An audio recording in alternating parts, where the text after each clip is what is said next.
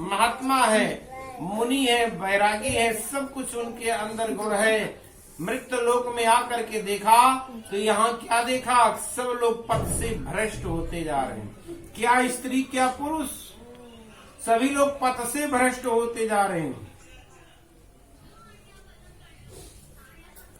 अब क्या स्त्री क्या पुरुष, सब लोग पद से भ्रष्ट होते जा रहे हैं। यहाँ पर मृत्यु लोक में आकर के देखा कि उस स्थिति को देख करके और नारद मुनि भगवान विष्णु के पास गए और हाथ जोड़ करके प्रणाम करके कहा कि हे महाराज, हे पिताश्री, प्राणियों के दुख का नाश करने वाले हो, आप ऐसा कोई उपाय बताइए। उनको क्या देखा कि किस वेश में है, वहां श्वेत वर्ण और 4 भुजाओं वाले देवों की इस नारायण को ये देख करके, जिनके हाथों में शंख चक्र गदा है, पद्म थे, वरमाला पहने हुए थे, देख करके स्तुति करने लगे। नारद बाबा, आप अत्यंत भक्ति से संपन्न है, मन तथा वाणी भी आपको नहीं पा सकती। आपका आदि मध्य अंत ही श्रीकृष्ण निर्गुण स्वरूप सृष्टि के आदि भूतों भक्तों के दुखों को नष्ट करने वाले हो, आपको मेरा नमस्कार है। नारद जी से इस प्रकार की स्तुति सुनकर के विष्णु भगवान बोले कि हे मुनि श्रेष्ठ, आपके मन में क्या है, आपका किस काम के लिए आगमन हुआ है, निसंकोच बस कहो। तब नारद मुनि बोले कि मृत्यु लोक में सब मनुष्य जो अनेक योनियों में पैदा हुई, अपने अपने कर्मों के द्वारा दुखी हो रहे हैं, अपने अपने कर्मों के प्रकार से दुखी हो रहे हैं। हे नाथ, मुझ पर दया रखते हो तो बताइए कि उन मनुष्यों के सब दुख थोड़े से प्रयत्न से कैसे दूर हो सकते हैं। श्री भगवान जी बोले कि हे नारद, मनुष्यों की भलाई के लिए तुमने बहुत अच्छी बात पूछी है। जिस काम के करने से मनुष्य मोह से छूट जाता है, वो मैं कहता हूँ, ध्यान से सुनिए। बहुत पुण्य देने वाला तथा स्वर्ग तथा मृत्यु लोक दोनों में दुर्लभ एक उत्तम व्रत है। आज मैं प्रेम बस होकर के तुमसे कहता हूँ, सत्यनारायण भगवान का ये व्रत अच्छी तरह विधि पूर्वक करके मनुष्य आयु पर्यंत यहाँ सुख भोग कर मरने पर मोक्ष को प्राप्त होता है। श्री भगवान के वचन सुनकर के नारद मुनि बोले कि उस व्रत का क्या फल है, क्या विधान है, और इस व्रत को किस दिन करना चाहिए और किस दिन करना चाहिए, विस्तार से बताइए।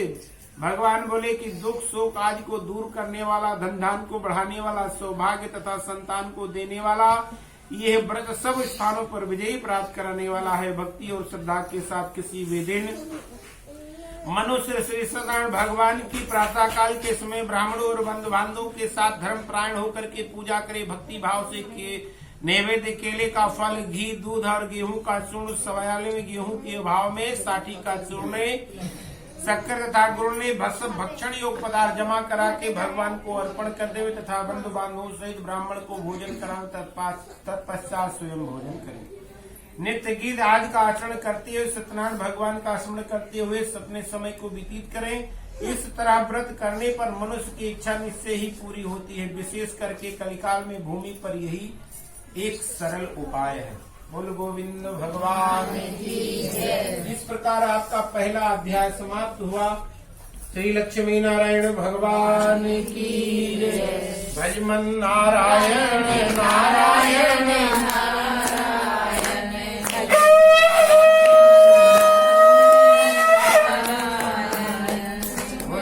भगवान की जय। दूसरे अध्याय में श्री सूत जी महाराज कहते हैं कि हे ऋषियों, जिसने पहले समय में इस व्रत को किया है उसका इतिहास कहता हूँ, ध्यान से सुने। सुंदर काशीपुरी नगरी में एक अत्यंत निर्धन ब्राह्मण रहता था।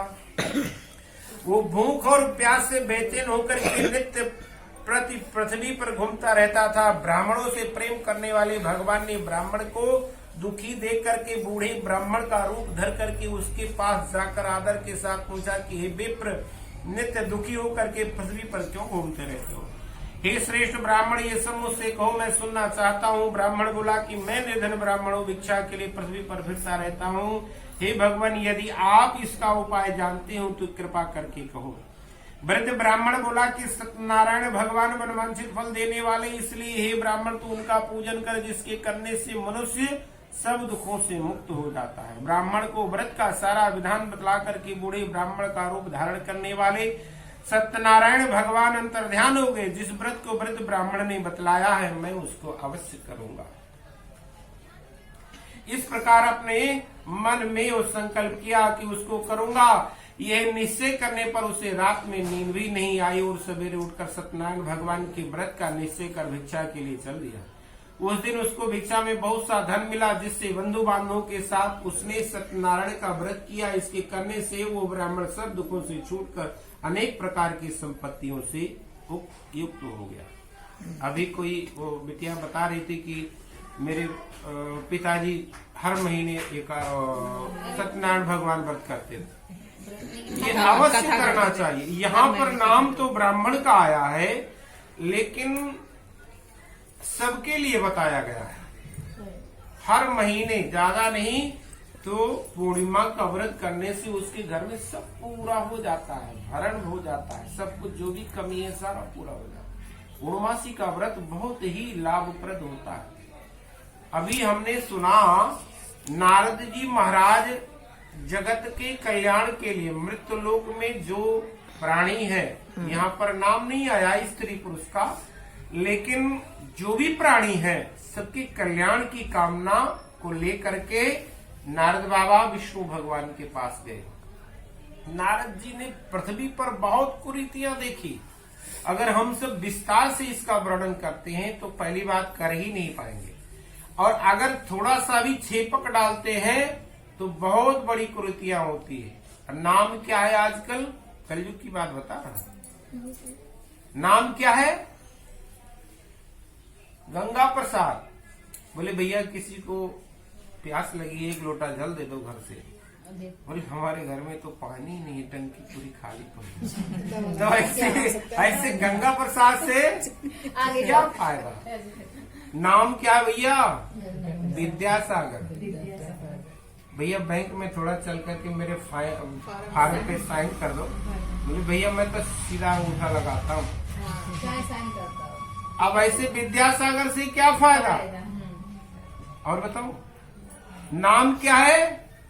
आसाराम, लेकिन निराशा फैली हुई है। नाम क्या है? नाम है सत्यवती। बोले 30,000 में क्या करने आई हो? सत्यवती से क्या फायदा? सत्य बात है। कलयुग में पुराणों में जो हमारे वर्णन आया है कि ये विकृतियां फैलती जाएंगी, आज वही हो रहा है। सही बात।